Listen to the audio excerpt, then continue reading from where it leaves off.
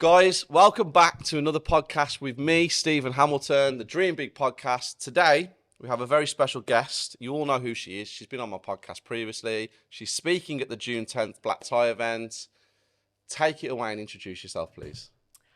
I'm Charlotte. I'm the Accidental Female Developer on Instagram, and I am a property developer, woman in construction, Yes. spokesperson for women in property and construction, Anything else?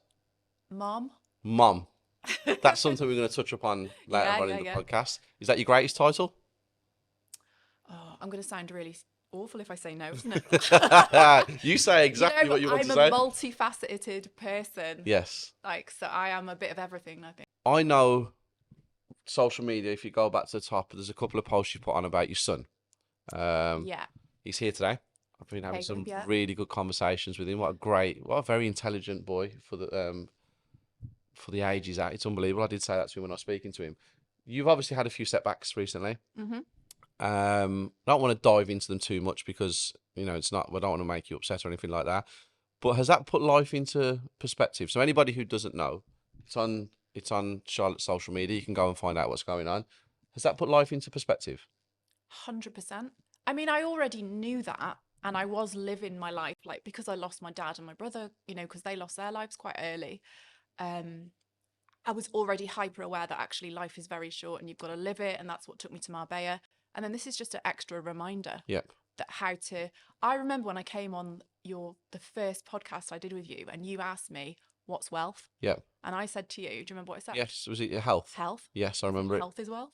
And this just further reinforces that. You have a portfolio where you do get the passive income. Technically, it's not passive, but it is what the world say. Yeah. So you have had obviously you didn't think of this, but foresight and everything that you've put into action over the last few years has helped you massively in this situation. Because if you didn't have an income and stuff like that, you'd be under immense pressure right now, wouldn't you?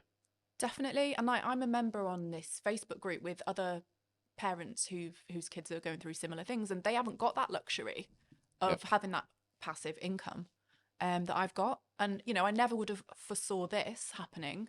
However, I've got the luxury of falling back on that. And it was hard work to build up. It's not like I've just, dropped lucky with it. But I'm so glad. And that's why I'll always say, and especially to women, for them to be independent, have their independent wealth.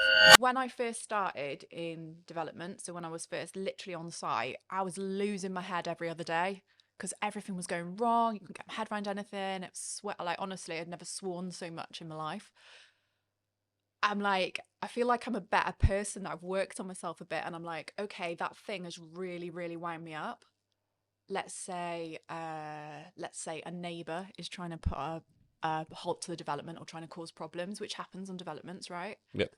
Rather than lose my... Am I allowed to swear? You can swear. You can say whatever you want. Rather than lose my shit, I'll be like, okay, I'm not going to lose my shit with them. How am I going to deal with this? I'm going to find an expert to counteract their argument, and I'm going to outsource it all to them, and I'm going to stay chill. I'm going to look after my son at home, and I'm going to concentrate on stuff that's going to be productive. It's a great outlook to have. I feel so grown up saying that. Yes. Me, I just lose my shit. But yeah, that's that is a very, very grown up way to look at it. And I struggle with women in property, as they call it. I don't know who's out there who is actually doing what they say they are doing. Whereas I see you on the side. I know you now. I've known you quite a while. Yeah. I know you do what you do. So I want you on my stage at my event because I only want credible people to speak. Do you put yourself down as a woman in property, and do you empower yourself because you're a woman in property? But from what I see, you do more than men. You do way more than most men in this property world. How do you see it? It's interesting because I actually thought at the beginning of this year, I sort of tried to look for a mentor. Yep. And everyone I spoke to was doing less than me. Yep. So I was like, how can I... But that's such a female trait of looking for validation and looking for to be validated and to say, yeah, you're doing it right. And I'm like, why am I asking for validation from a mentor or potential mentors? They're doing less than me.